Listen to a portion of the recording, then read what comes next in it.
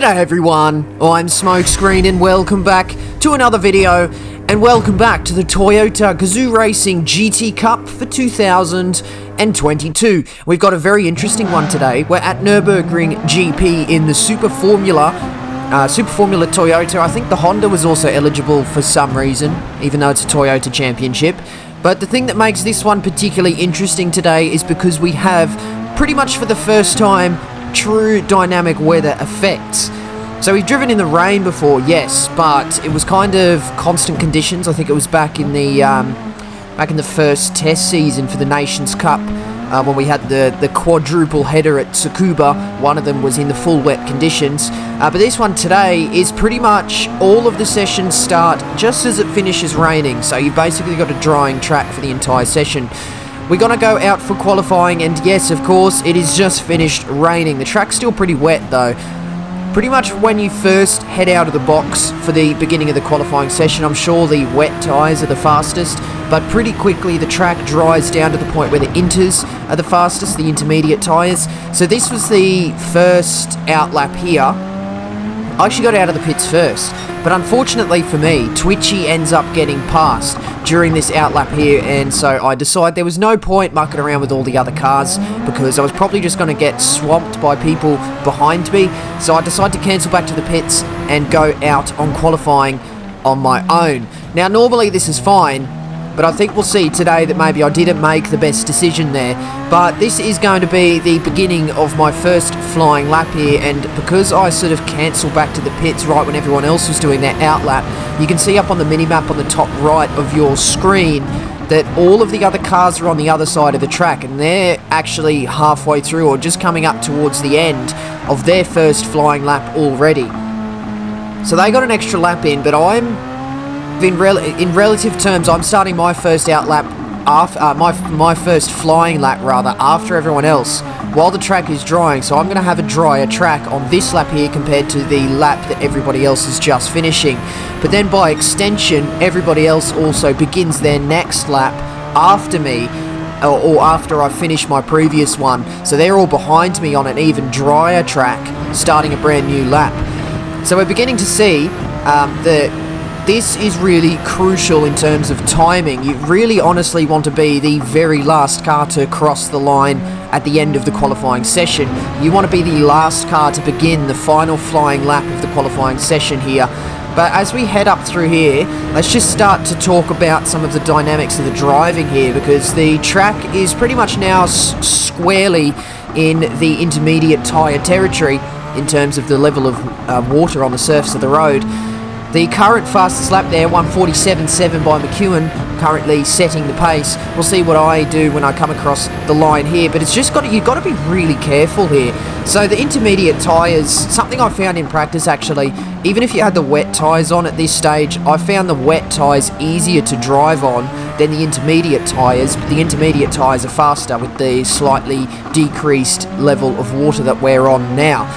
I felt as though the car was moving around on top of the road a little bit more on the inters compared to the wets. It was a bit more planted. There's my first flying lap, 48.5. I'm going to start this one here. I'm going to fast forward up towards the first sector split here, which is just after turn 4, just out of the Mercedes arena. We've dropped down to 5th on the grid currently, 1 second off the pace. Coming up here, look at that, half a second purple there. So we've really found a lot of time on this first sector here.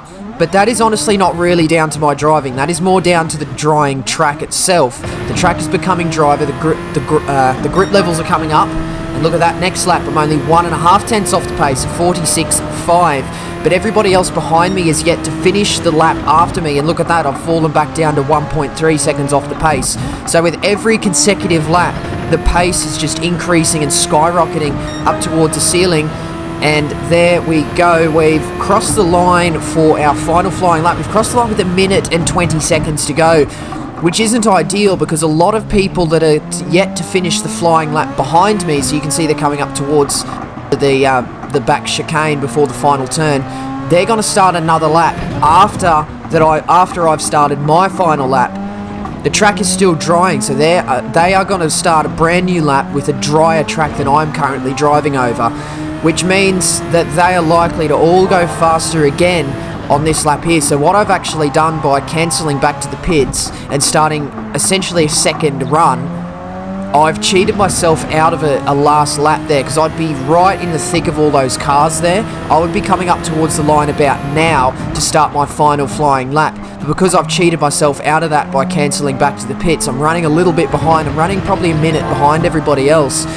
So it's put me at a disadvantage here with the drying track, and I sort of didn't really know what the dynamic would be. I sort of didn't realise that it would be this close in terms of the drying track. Like it's so close that you need to be the last car to cross the line in order to get the best lap of the qualifying session in, because we've come out of that corner out onto the back straight there. We're 9/10 up, which is a really good improvement, of course. But everybody else behind me is probably going to go faster again. But we'll see as we come up towards the chicane now. You can actually see the dry line beginning to form, or it's begun to form, and it's actually quite significant and quite pronounced. The dreary conditions here today actually make it a little bit more difficult to see the dry line, but you can just about make it out. But we've exited the final turn of our last lap, come across the line. It's going to be a 44 point something. I managed to catch it before it flashed up across the line, and we are currently provisionally second. But remember, everybody else behind me is yet to finish a flying lap, so I expect to drop down the grid. I guess the question is by how far, but we'll see how we go as we enter towards the beginning of the race.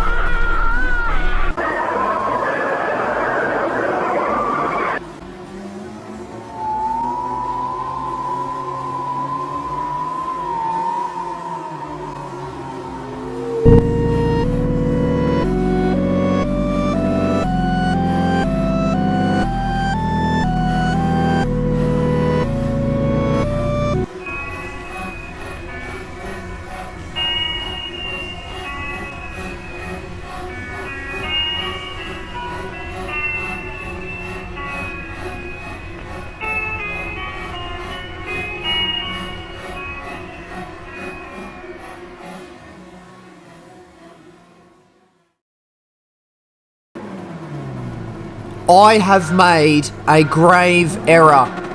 I've made one of the biggest mistakes that I've pretty much ever made in my Gran Turismo career.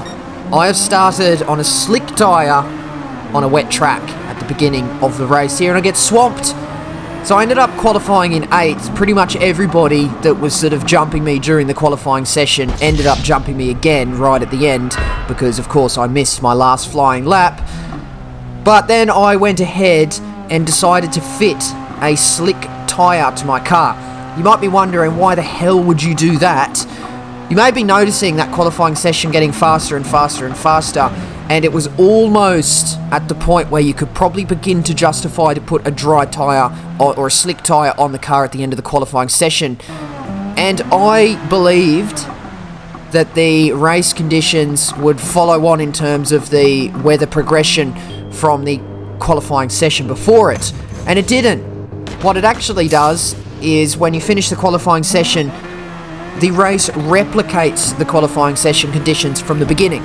So we've got back on a fully wet track that's drying, so it's just finished raining, it's drying, the weather's exactly the same, the pattern, the weather radar displays the same pattern. So I made that big mistake and pretty much ruined my entire race. I was squirming around for the entirety of the first lap on a pretty much sopping wet track on a dry set of tyres.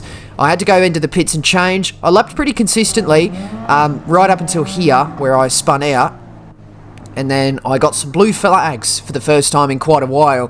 That's Twitchy and Andrew making their way past. But thankfully that meant I only had to do one less lap than everyone else. One less lap of absolute torture to finish off this race here. So yeah, obviously a race to forget.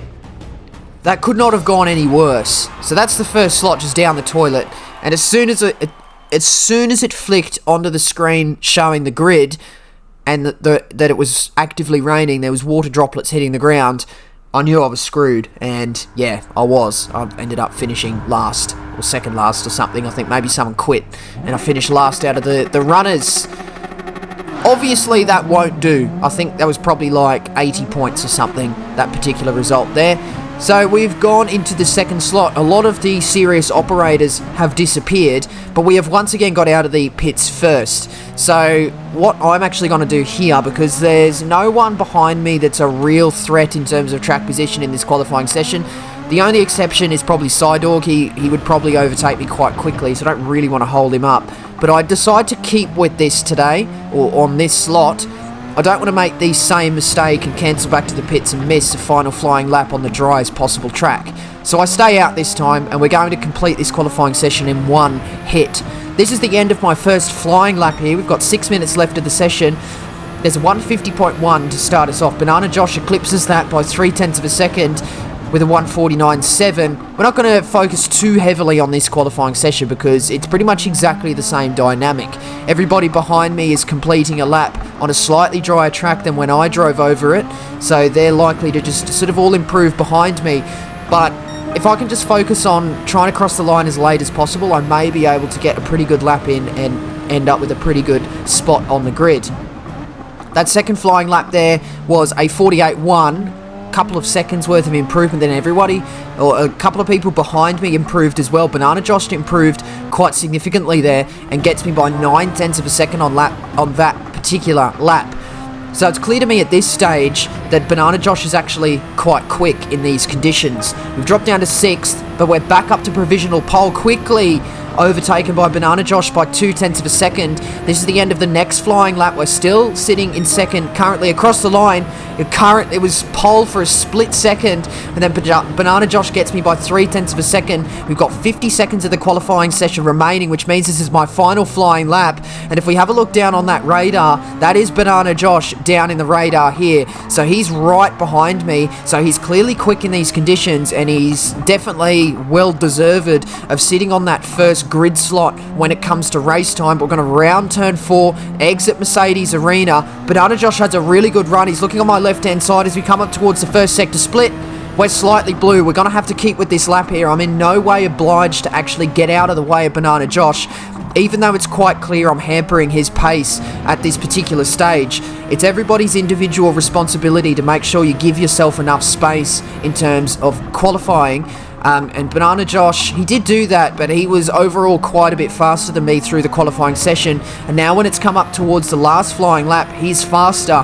What I would normally do, to be a gentleman I am, would be to jump out of the way if I know I'm holding up someone in qualifying, but I'm not going to handicap my own progress to do so. And in this particular instance, I'm going blue on all the sectors. I'm setting personal bests on every sector, so I'm not going to jump out of my lap just so Banana Josh can get an even quicker lap, because I'm still hot. I'm still on a hot lap here, so I'm going to finish this lap even though I've hampered Banana Josh's progress. And what that sort of inadvertently done, we'll say, I was aware of it at the time, but it wasn't the motivation for keeping with the lap, is I knew that if Banana Josh was able to get a quicker lap in again, he would have me for pole position. But because I was blue, I kept with it and incidentally slowed down Banana Josh enough to actually finish that qualifying session just ahead of him by less than 0.03 of a second. Provisional pole position with a 44.7. Not a bad effort there, but there are still loads of people behind me yet to finish a qualifying lap on a drying track. So it's not all said and done until we meet ourselves on the grid and see we do not have a LH44 Still I Rise liveried Toyota Super Formula on pole position. It's a white car inhabited by Hyperdrift that managed to pick up the pole position on this particular occasion. So massive congratulations to Hyperdrift there for picking up the pole position for this particular race. But we move on into the action once again, and yes, the weather conditions have reset. We're back on a pretty wet track, so we've decided to correctly start on the intermediate tyres this time. We don't get the best of launches, actually. We've gone from 2nd to 4th off the beginning of that race, overtaken by Jono Stan and Banana Josh there. So Banana Josh I believe he should have qualified ahead of me. If we were separate on track, he probably would have qualified ahead of me, but I kind of held him up on his last lap there, and he wasn't able to improve on his final lap. So a bit unfortunate for Banana Josh, but it was not really too big of an issue for him because he managed to jump me straight off the line. I am struggling in these pretty wet conditions. I seem to do alright in the wet weather the last time we were out in the Mazda Roadsters, but this is obviously a very, very different machine, pretty much on the complete opposite end of the spectrum in terms of car category. Super Formula, downforce, much more akin to maybe a Formula 1 car. It's not quite a Formula 1, and it's not quite a Formula 1 by quite a margin, but in terms of the racing dynamics with the downforce and the slick tyres and the wet tyres, it's a lot closer to Formula 1 than to a Mazda Roadster touring car. So maybe I'm a little bit better in the wet weather in the lower powered machines, but I did feel as though I was kind of struggling a little bit here today. Another thing that's sort of been improved on since we were last out in the Super Formula is the overtake feature. If you remembered out in the first round of this championship at Spa, you basically spammed your overtake because it would spontaneously reset after about 100 seconds and you'd get a brand new bout of it. That's been fixed because it was a glitch on the first time there. So yeah, we have to be considered and careful in terms of overtake usage. Strategy today is a no-stop race because we're going to do the full race on the intermediate tyres. The intermediate tyres are the fastest tyre for most of the race. Towards the end, the slick tyres become a bit faster, but the pit loss is just too big to be offset by that gain in pace you get from being on slicks right at the end. But anyway, focusing back on the action, we've managed to stick in fourth up until this point here, where Psydog sends it down the inside of turn 3. I actually don't see him and kind of turn down on him, but he caught up to me quite quickly and overtook me quite authoritatively, and that is him convincingly up into fourth. There was a lot of adverbs that happened there, but that's okay. Down into fifth at this stage. It's a little bit disappointing to drop down from your qualifying spot. And I'm not sure whether all of these cars behind me should have qualified ahead of me and maybe didn't get the best of laps in. Well, I mean, that's probably obviously what happened. But when it comes to race pace, the full tank of fuel in the car, on the intermediate tyres, it's clear to me now that I'm beginning to struggle in terms of pace. But I equalised in fifth, and this is something I've begun to notice as the race went on. It was probably a good thing that I managed to stick behind Psydog because he'd begun doing something that I wouldn't even consider to do. He was finding the wet parts of the track, and I wouldn't consider to do it because I didn't know whether it would make a difference or not. But I guess it does because Psydog seems to be doing it. Psydog, very quick driver. He's actually qualified for Salzburg, if I recall correctly, for the Nations Cup. So he's done a very good job, or it might be for his manufacturer. I don't know. I believe he's qualified though. So he's qualified for something. Congratulations to him, of course. But it's just a testament to show how good of a driver he is. But you can see there, he's clearly going into the wet parts of the road, slightly to the left or to the right of the drying line that's beginning to appear on the track. And that is in an attempt to try and cool off the tyres. So I believe this game does simulate increased tyre wear on a wet compound of tyres on a dry track, and maybe that's to do with temperature. So to keep the tyre temperature down and maybe sort of fend off some of the extra tyre wear you receive on the drying track, Psydog is finding the wet parts of the track. Keep the tyres cool, make sure they don't wear as much. And I think it worked because in comparison to my previous race, I had less tyre wear as well because I pretty much was copying what Psydog was doing. And it was working. Raw Fosgod behind me, he was managing to stick within a second. And then when we started doing the moving over to the wet part of the track, that gap opened up. It's 3.4 seconds there. So if Raw Fosgod wasn't finding the wet parts of the track and beginning to suffer a little bit of extra tyre wear because of it, then it would just go to show that finding the wet parts of the track is actually the correct thing to do. But we're coming up towards a very spicy part of the race now. My pace is actually pretty good so far. I've actually set the fastest lap of the race on lap 7 and then eclipsed it with the personal best. Wasn't quite the fastest lap. But we're back down into the 44s, which is where we were at the end of the qualifying session. Psydog down the inside of Hyperdrift, who's beginning to struggle at this particular stage as well. So Psydog is really quick in this phase of the race, but as the tyre wear goes on and as the track conditions, the grip levels become a little bit more harder to predict, as the track dries. The fringes are dry. You don't know how far you can go onto the wet part of the track before you really begin to lose extra grip. It introduces some uncertainty in terms of where you place your car and how much grip you're going to have. But Psydog, with all of the adverse conditions that are happening at the moment, is finding pace. Psydog's still finding the wet parts of the track. I'm going to follow. I'm not going to get tempted too much by the slipstream because it's significantly weakened in this game, and I'm over a second away from Hyperdrift, so I would be feeling very minimal. Oh, someone's off the track there. Banana Josh has made a huge error, and he spun out on the exit of turn 7, and we've made a position back up into 4th now. So we're only 2 positions away, and Banana Josh won't be happy with that because he had some pretty good pace in this combination today, and he's made a pretty big error there. There is another few slots of the race. This is currently the 2nd slot, so Banana Josh can go again, but with less players going in each consecutive slot, the points up for grabs less and less as the night goes on. But now we're beginning to look like that we're also a little bit faster than Hyperdrift at this stage now as well. It was interesting to see on that previous lap that Psydog was finding the wet parts of the track, but Hyperdrift wasn't. So maybe Hyperdrift is suffering a bit of extra tyre wear from not finding the wet parts of the track. Actually, he's sticking to the left here, which is where the track stays a little bit wetter. The dry line seems to go down the inside of the main straight for some reason, even though it's sandwiched or bookended by 2 right-handers. So you keep it over to the left normally. But yeah, the drying line is sometimes a little bit unintuitive because it's coded, it's sort of programmed into the game where it forms. It's not actually dependent on where the cars in the particular individual specific race travel over, but you can kind of see, you just follow where it goes if you really need to. But we're on the intermediate tyre, so we don't have to stick to the drying line like gospel. If we were on a dry set of tyres, we would have to. But there we go. Oh, look at that. Hyperdrift over to the right-hand side. He's finding the wet part of the track there, which is on the outside of that very gentle left-hander as we plunge down to the bottom of the hill to find a hairpin.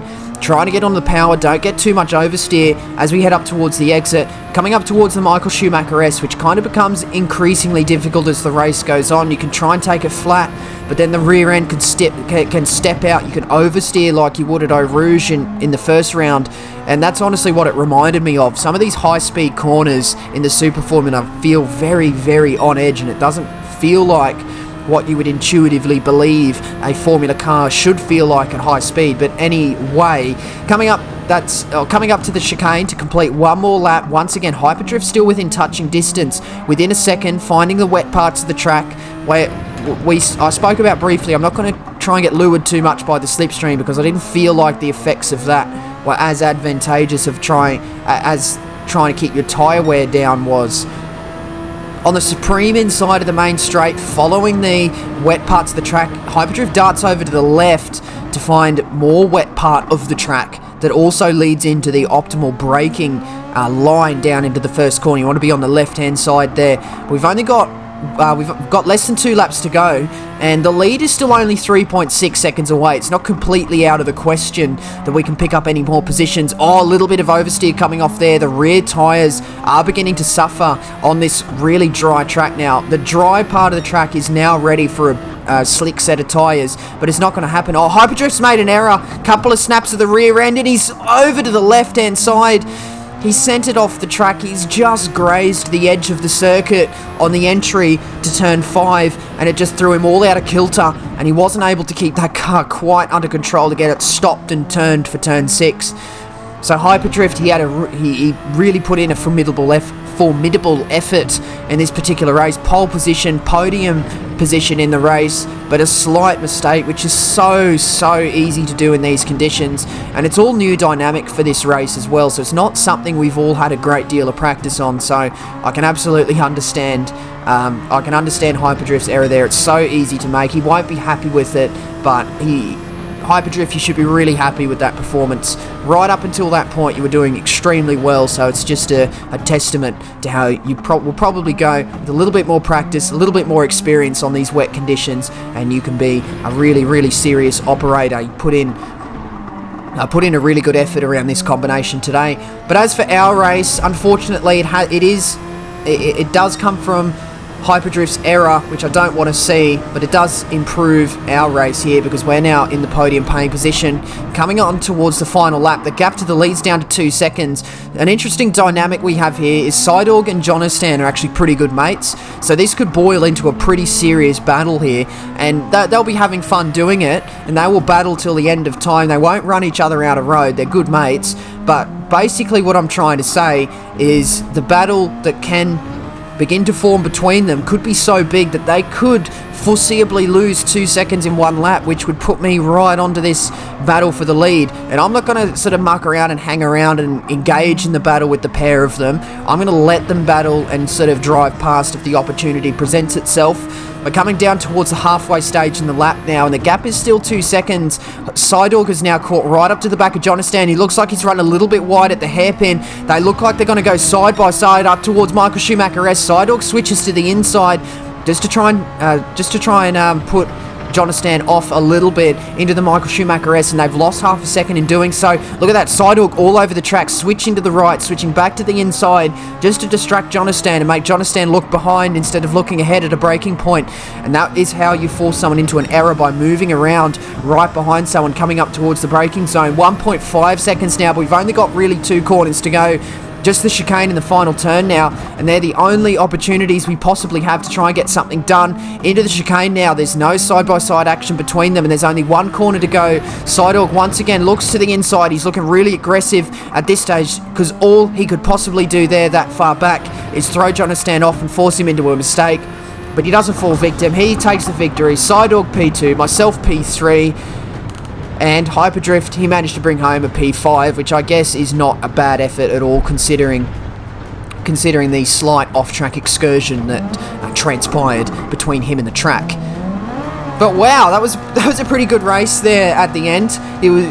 It sort of turned, the race really turned its fortune. I was dropping back at the start, and I didn't feel that comfortable on that combination. I was struggling a bit with the changing conditions. But to bring home a third there, especially after the first slot we had, I was pretty satisfied with that. And I'll take the podium. Yeah, I qualified second. I would have liked to finish second for 260 points, which makes me a lot more satisfied than 248 does. But Sidorg did a great job. Jonistan did a great job. Everyone did a great job. That's the first time we've really experienced the true dynamic weather. We've driven in rain, we've driven in the dry, we've driven from like a day to night or a night to day transition. But that's the first time we actually raced on the phase of the track where it goes from full wet to slick tyre conditions. That's the first time we did it. And if the race was longer, it might have been worse doing a pit stop from the wets to the dries, but it wasn't quite long enough, that race, which is why we were struggling at the end a little bit with the intermediate tyres on the dry track. And that's why we were finding the wet parts of the track to keep the tyres cool, keep the tyre wear down, to try and keep as much grip as possible up towards the end.